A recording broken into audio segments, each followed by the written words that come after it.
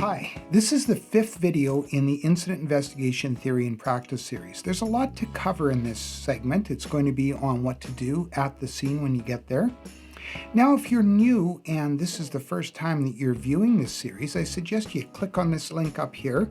It's the playlist for the series up to date, and then you can come back and join me because there's a lot of terms that you might not understand. However, if you're comfortable investigating scenes and you want to improve your skills, stick around. Now, we've gone over what to do, how to be prepared, how to be ready. You've got the call and how to handle it from your desk and then going to the scene. Now you've arrived at the scene. Now what? Now what?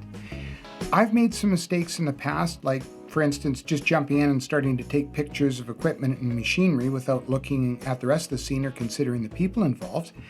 There's an order that's best used, and it's something that I've used in my career, and I'm hoping it will help you.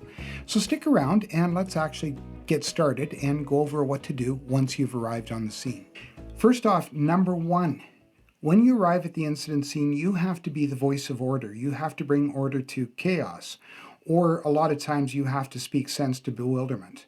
So it's important. Start with a few things and remember these principles. Number one, is it safe for you to investigate? Number two is, are there injured people there and have they been looked after? Number three, what about the rest of the people there? Who's there? And finally, number four is consider the data. That's what you're there for, is data. Now, just on the note of data, commonly a lot of people refer to it as evidence, but think of it as data collection and think of everything that you deal with on site as data. In fact, call it that as much as possible. Now remember, with data, garbage in, garbage out, maybe not necessarily the case, but don't think that you have to grab everything all at once. That's everybody's first instinct. Now, data comes in a lot of forms. So what I'm going to do is right now go over those 4 categories of data and the order of importance and how you address them. Think of this mnemonic, P-E-E-M, PEEM. It stands for people and their tasks, the environment, the equipment and machinery, and the materials. Now, all 4 are intricate, but what you address and the order you address it in is really important.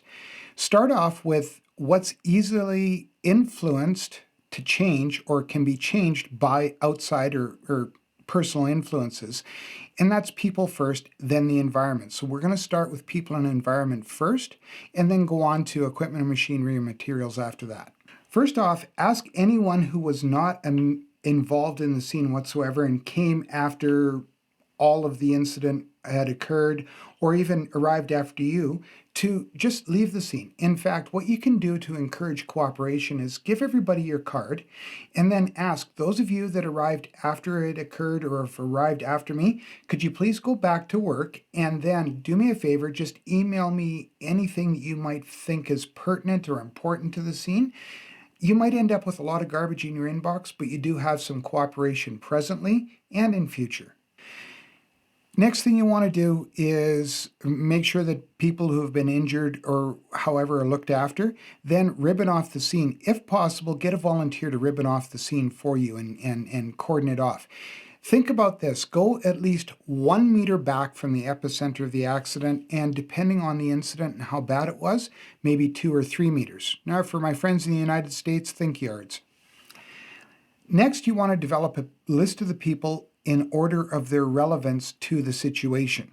And it goes like this. Those that were immediately involved, in other words, those that maybe were involved right away with the accident, immediate witnesses in the scene who weren't involved but witnessed it occurred, those who arrived later before you did and were possibly there during the mop-up, and of course those that are knowledgeable of the work. You're going to need to interview the first 3 at the scene. Those immediately involved, those that were immediate witnesses, and those that arrived shortly after the accident occurred. You can contact those that are knowledgeable of the work later on. One thing to note with interviewing at the scene, it's very important because it will help with recall. Everybody else can be contacted later, but those that are immediately involved, you want to try and interview them at the scene if possible.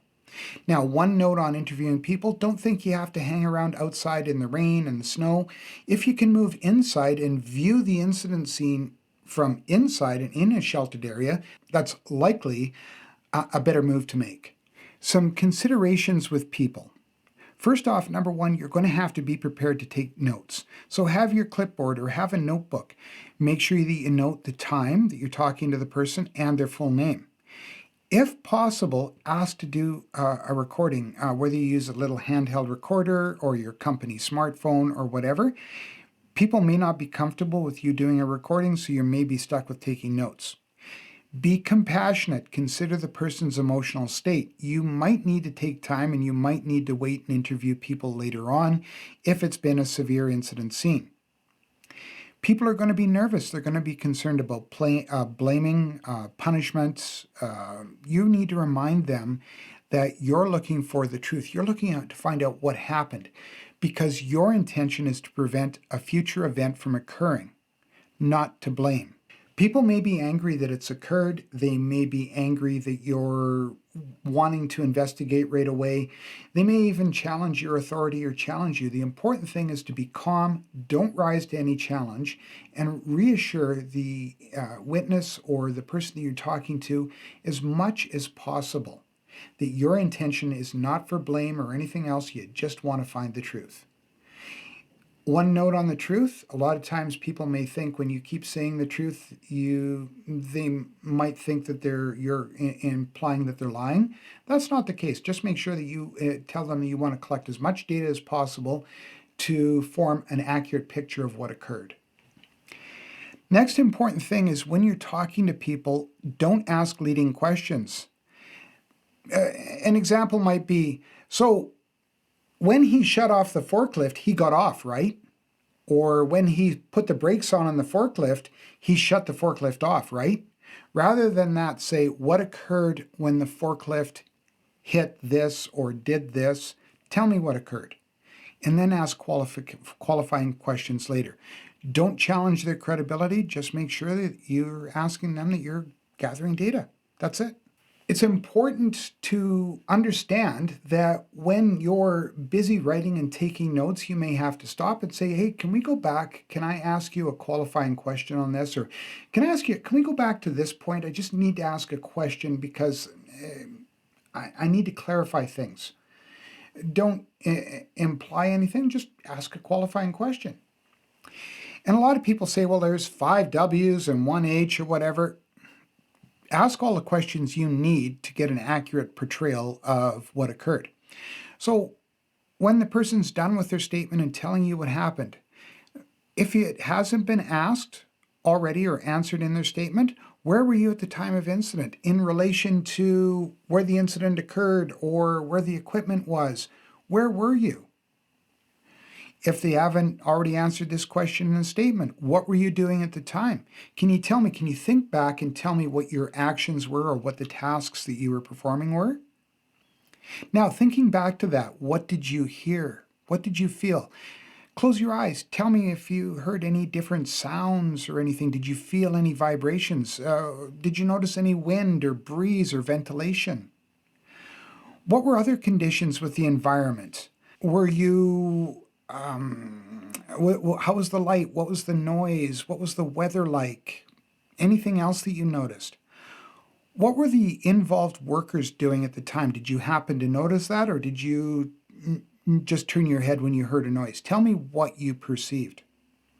Now, the next couple of questions some people may disagree with, but I find when you ask them, it helps also in recall. So the number one question you want to ask to follow everything up is, in your opinion, how did this happen? Or if you were to form an opinion or make a supposition or a guess, how do you think this occurred? Think back and just tell me, how do you think this occurred? There's no harm in asking that. It doesn't mean that you have to use it in a report, but it can either spur on other thoughts or it might give you another accurate portrayal of what occurred. The final question that you want to ask them, because it also makes the person feel that they're participating and what they have to say might actually be important and might provide you with some solutions, is how might we prevent this in the future? Very important question.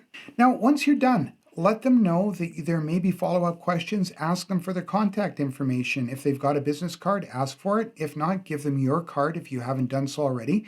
Ask them to send you an email or give you a voicemail with their contact information, just so that if you need to follow up and ask additional questions, you can.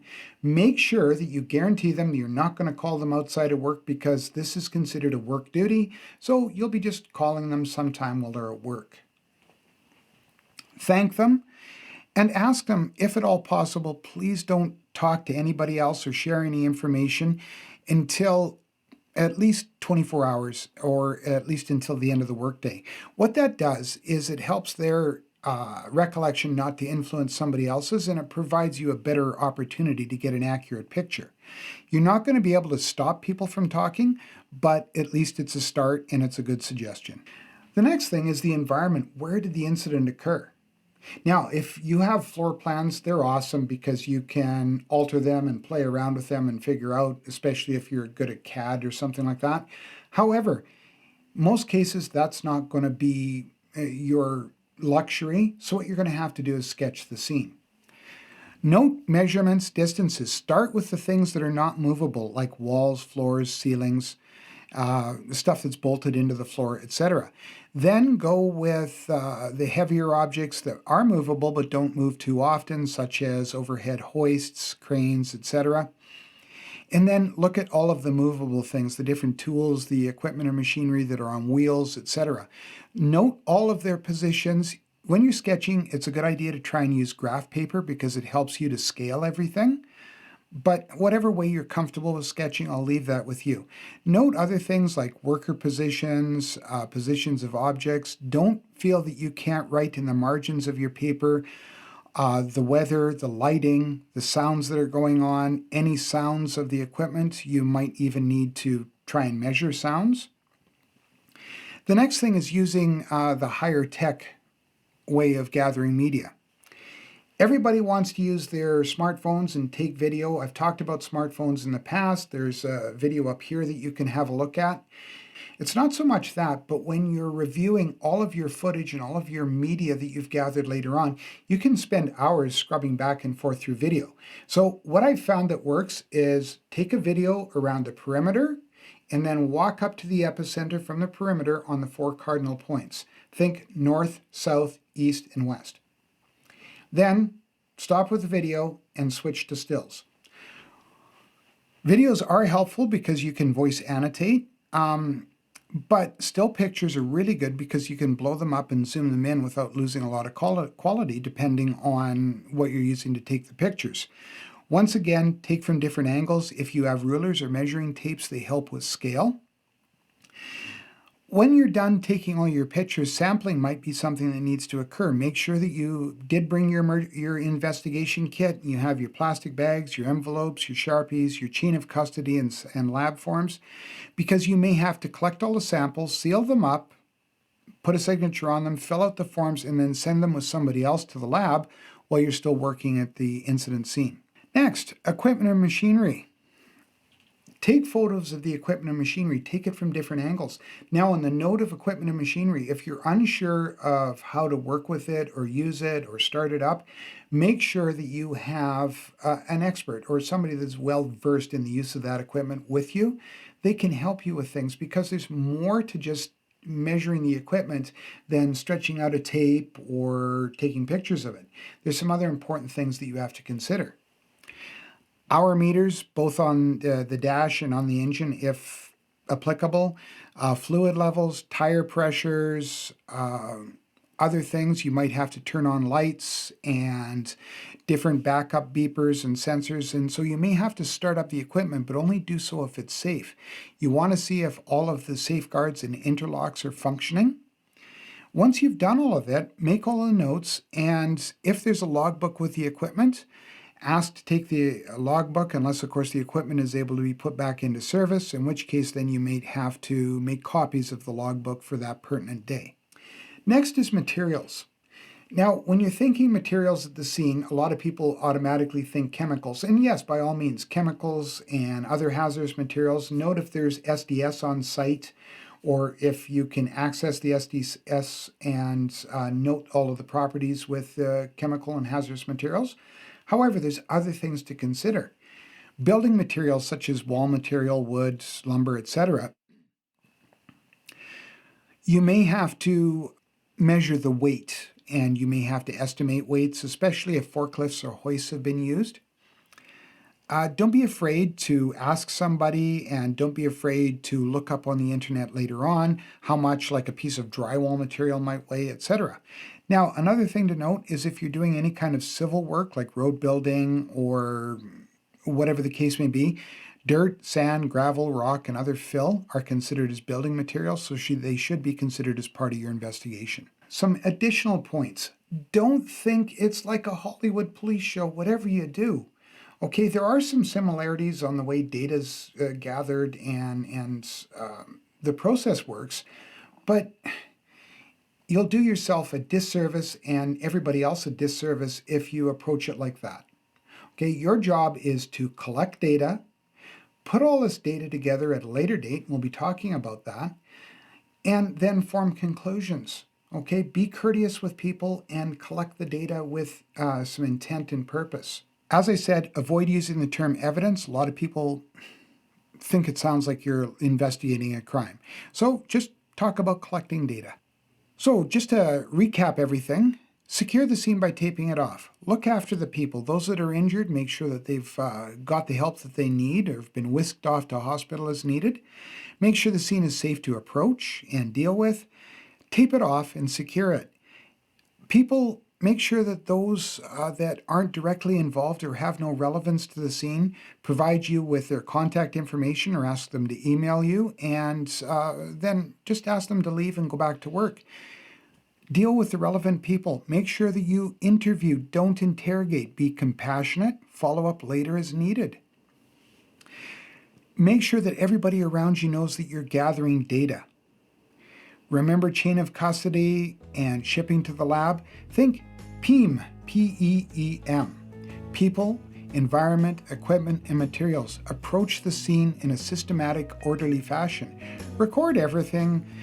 Take pictures, make sketches, do video, take measurements, but write it all down. Don't think that you can remember it.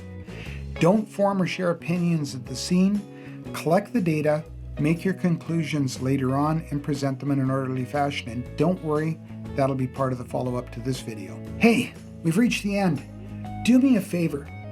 If you liked the video, click that like button. If you didn't, go ahead, you can click that unlike button, but do me a favor, leave me a comment as to why you didn't like it. If you're new to the channel and you want to learn more about health and safety and especially incident investigation, why don't you just click that subscribe button. You can ding the bell, you'll get notified of new content once new content is put up on the channel. Hey there, thanks. Until we meet again, do me a favor, think safety, talk safety, and do safety. That way you provoke it at home and in the workplace, because if we're provoking safety, we make everything safer. Take care. Bye for now.